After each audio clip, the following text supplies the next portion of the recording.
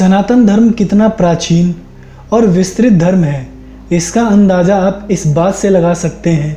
जगह जगह होने वाली खोजों में सनातन धर्म से जुड़े स्थलों के अवशेष मिल जाते हैं, जो हम सनातनियों के लिए गर्व की बात है। ऐसे ही एक मंदिर के बारे में आज हम आपको बताने जा रहे हैं, जिसे जानने के बाद सभी सनातनी लोगों की छाती और भी चौड़ी हो जाएगी। लोक कथाओं के अनुसार इस मंदिर का निर्माण इंद्रदेव ने भगवान विश्वकर्मा के द्वारा एक ही रात में अपने बेटे के लिए राजमहल के रूप में करवाया था। 13वीं शताब्दी में एक चीनी यात्री का कहना था कि इस मंदिर का निर्माण महज एक ही रात में किसी अलौकिक सत्ता के हाथों से हुआ था। खैर, जहां बात आस्था की होती है, वहां किसी भी प्रकार का तर्क वितर्क मायने नहीं रखता। विश्व का सबसे बड़ा सनातन हिंदू मंदिर परिसर तथा विश्व का सबसे बड़ा धार्मिक स्मारक कंबोडिया के अंगकोर में स्थित है, जिसका पूरा नाम यशोधरपुर था। इसका निर्माण सम्राट सूर्यवर्मन द्वितीय ने 1112 से 1153 में अपने शासनकाल में करवाया था। असल में इस मंदिर का इतिहास बौद्ध और हिंदू दोनों ही धर्मों से जुड़ा हुआ है।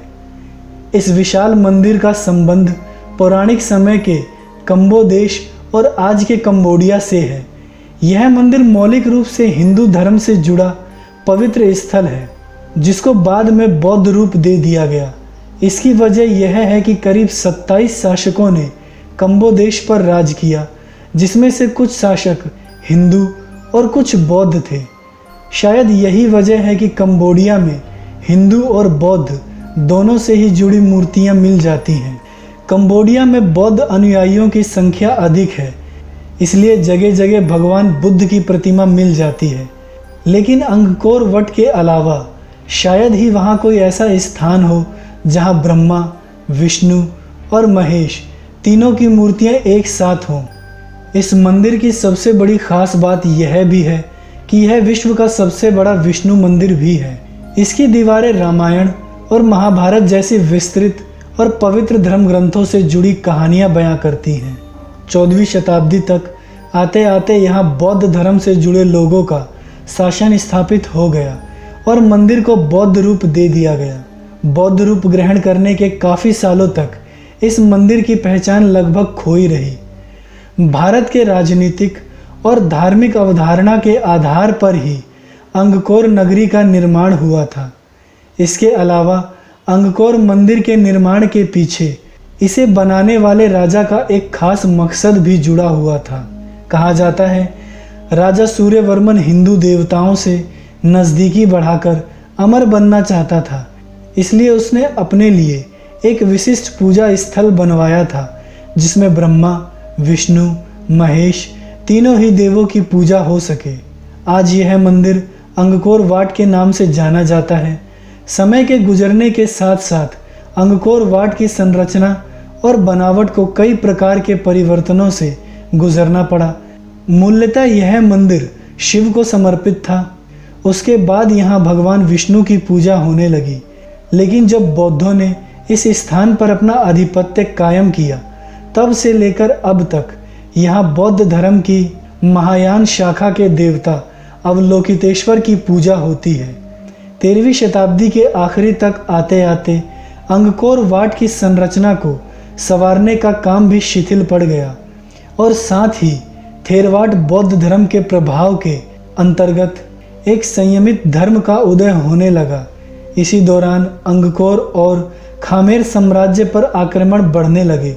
16वीं शताब्दी के आगमन से पहले ही अंगकोर का सुनहरा अध्याय लगभग समाप्त हो गया और इस प्रदेश में स्थित बहुत से प्राचीन मंदिर खंडहर में तब्दील हो गए। 15वीं शताब्दी से लेकर 19वीं शताब्दी तक थेरवाद के बौद्ध साधुओं ने अंगकोर वाट मंदिर की देखभाल की, जिसके परिणाम स्वरूप कई आक्रमण होने के बावजूद भी इस मंदिर को ज़्यादा नुकसान नहीं पहुंचा। बाद में अंगकोर वाट गुमनामी के अंधेरे में खो गया था।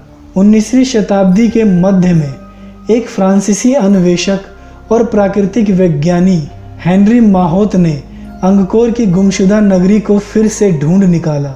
और फिर से एक बार दुनिया के सामने इस बेशकीमती और आलीशान मंदिर को प्रस्तुत किया। बहुत से लोग इस मंदिर को दुनिया के 7 अजूबों में से एक मानते हैं।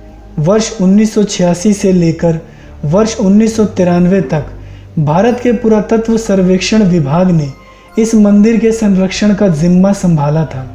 आज के समय में अंगकोर वाट दक्षिणी एशिया के प्रख्यात और अत्यधिक प्रसिद्ध धार्मिक स्थलों में से एक है। इस प्रकार के रोचक और इन्फॉर्मेटिव वीडियो को देखने के लिए आज ही हमारे चैनल को सब्सक्राइब कर लें और घंटी के आइकन को दबाना ना भूलें, ताकि आगे आने वाली जानकारी आप तक सबसे पहले पहुंच सके। धन्यवाद।